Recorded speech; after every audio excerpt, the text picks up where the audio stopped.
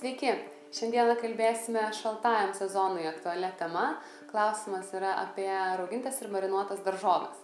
Ir kaip bebūtų keista, iš tiesų liaudyje vyrauja tokia nuomonė, kad tiek raugintas, tiek marinuotas maistas, kalbu konkrečiai apie daržoves, tai yra vienas ir tas pats.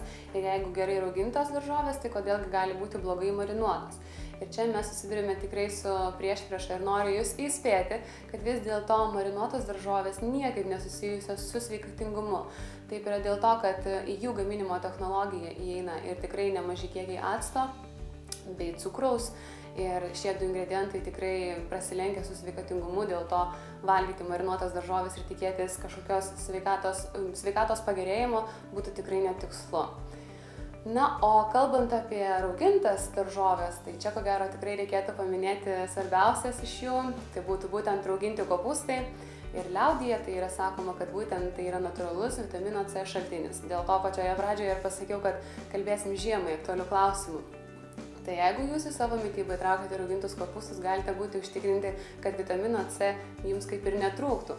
Tai jeigu jūsų tikslas yra mažinti svorį, labai rekomenduoju neprarasti sveikos porcijos suvokimo, sveiko kiekio suvokimo.